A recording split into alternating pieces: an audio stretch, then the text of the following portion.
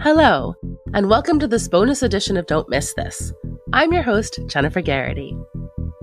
And today we're going to visit one of the best and weirdest exhibits I've been to in a while, Hyperrealism. This is not a body. Let me start by telling you a little something about me. I'm the kind of person who will walk up the stairs into the first room of a gallery, which has one other person in it who's clearly looking at the thing we're both here to see, and pace loudly and clear my throat before taking a closer look and realizing that the other person is the art itself. This sculpture is Caroline by Daniel Furman. It's a pretty perfect introduction to hyperrealism. Quote, "Hyperrealist sculpture imitates the shapes, contours, and textures of the human body or of its parts, producing a convincing illusion of the corporeal." End quote. This exhibit is divided into 6 parts. Let's take a look at part 1, human replicas, while I tell you a little more about the hyperrealist movement. The sculptures in this section, by the way, look so convincing that they are veritable human replicas, hence the name. This movement began in the US in the 1960s and 70s as a reaction to abstract art. Realistic paintings and sculptures had long been considered antiquated, but sculptors like Dwayne Hansen, John D'Andrea, and George Siegel returned to the practice of sculpting the human body with a high degree of realism. This piece by John D'Andrea is called American Icon, Kent State. Part 2 is called Monochrome Sculptures, and you can likely guess why. This piece by Fabio Viali is called Venere Italica and is made of white marble. George Siegel, who created this piece, called Nude on the Couch on Her Back, is credited as the forefather of this subgenre. This piece by Brian Booth Craig is made of bronze and called The Executioner. This is one of my favorite pieces of the entire exhibit.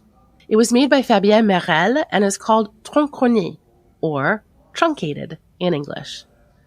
It's entirely made of bronze.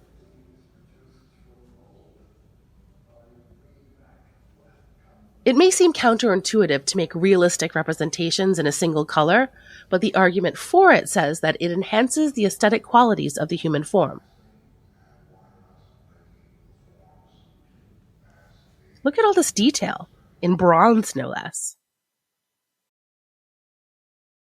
It was in large part due to pieces like this by American sculptor Carol A. Furman that we have the work found in part 3, Parts of the Body.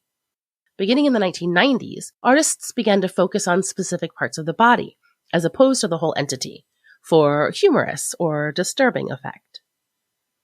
Look at the detail in the series by Walter Adam Casotto, titled In the Box Extended, even down to the smallest hairs. This piece, titled Lily by Jamie Salmon, looks so realistic, yet it plays with our perceptions.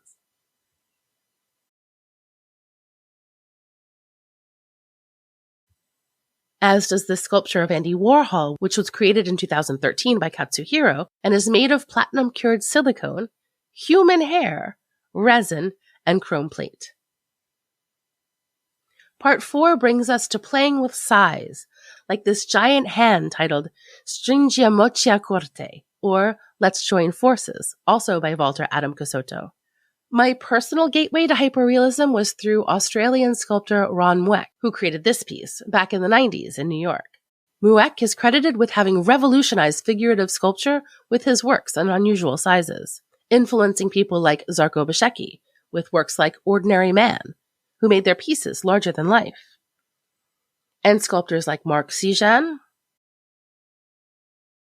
and Sam Jinks, who made their pieces smaller to reinforce the fragility of human life. This piece, Woman and Child, made of silicone, silk, human hair, acrylic, nylon, polyurethane foam, and timber, is another favorite. Isn't it incredible? Part 5 brings us to deformed realities, art created as a response to the scientific and digital advancements of recent years.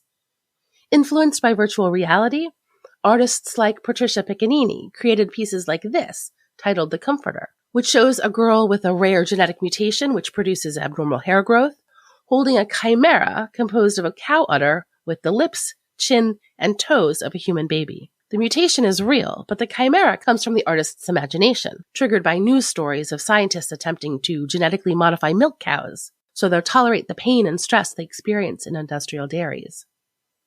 And this piece by Evan Penny, titled Panagiotta, which used photographic sequences taken during a conversation as inspiration. Still other artists like Tony Metelli use art to defy the laws of nature. And finally, part 6, Shifting Boundaries, featuring this piece titled Jonathan, representing the future of hyper-realistic sculpture. So they know about the solo show in 2 years. What does the future hold? In which collections is she represented? What happens to hyperrealism when the boundary between reality and fiction blurs? Ponder that as we look at the very last piece, titled The Idiot. That's right. That's me. Hyperréalisme will be at the Musée Maillol through March 5th, 2023, and is absolutely worth the visit.